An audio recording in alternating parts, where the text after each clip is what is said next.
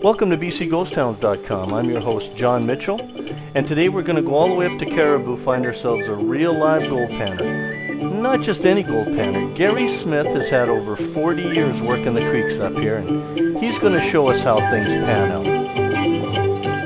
My name is Gary Smith. I work at the Eldorado Gold Panning and Gift Shop in Barkerville, BC, and that was just a little demonstration on how to get the gold out of the creek.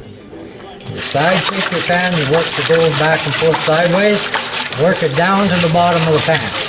The rougher you get with that pan without shaking any gravel out, the quicker the gold's going to go to the bottom. We want that gold right down past all the mud, through all the gravel, underneath all the rocks, right to the bottom.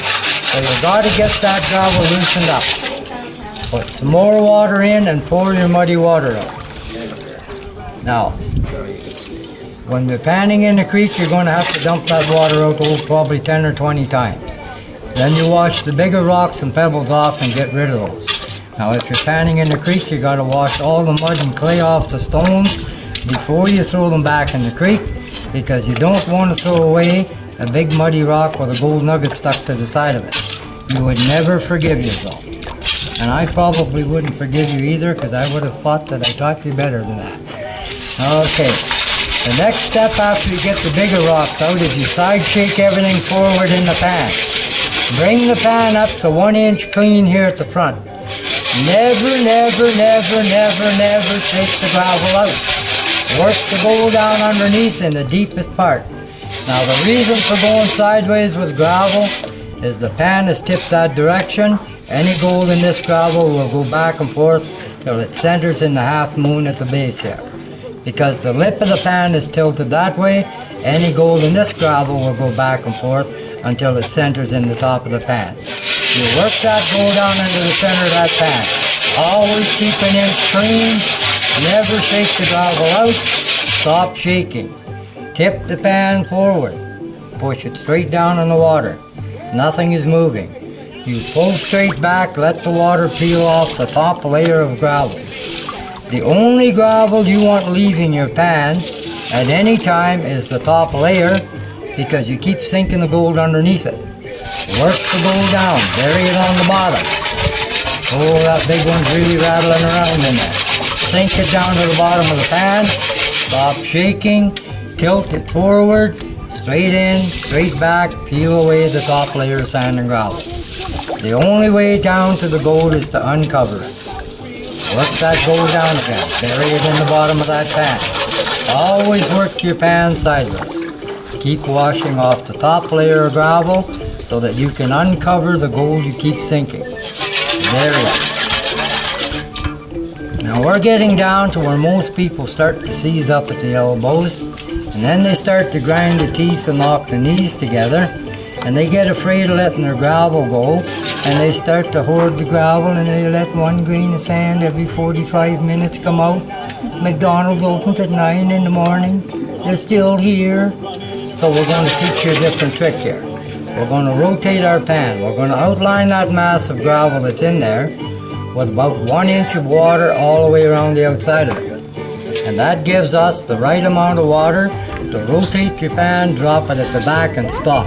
Oh, each time you go around, you drop that pan and stop. And what that does is it stops the sand and gravel from climbing this side and covering up that gold we just uncovered at the top. Oh, looking real good to me. Keep working that gravel into the back.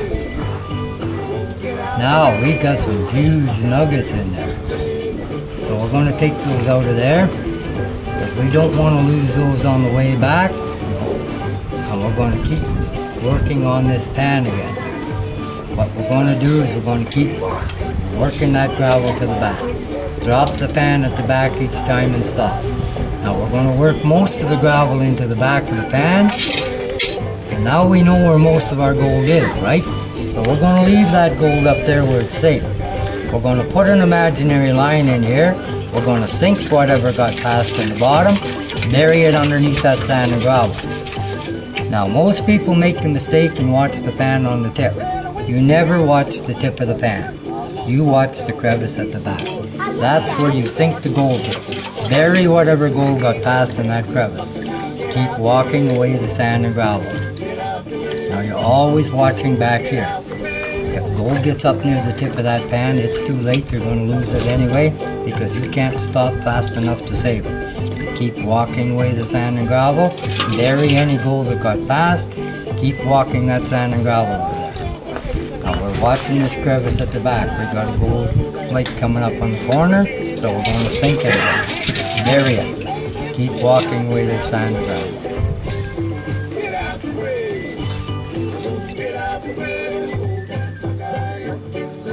We want this gold flake that's at the bottom here.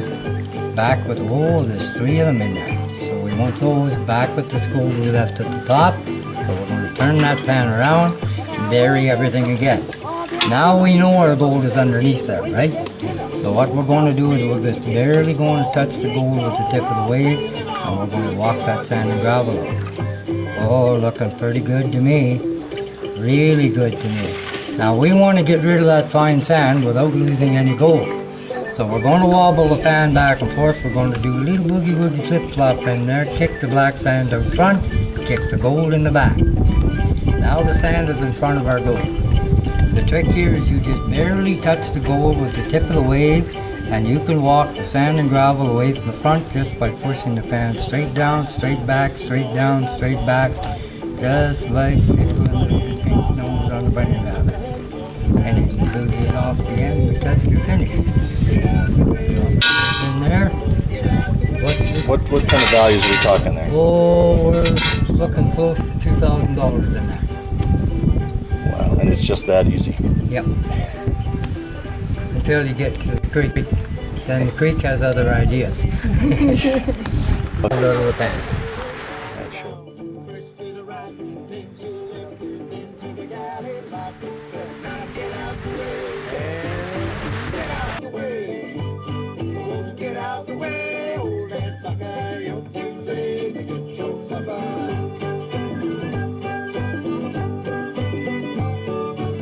Thanks for watching. Gary Smith, old-time gold panner for BCGhosttowns.com.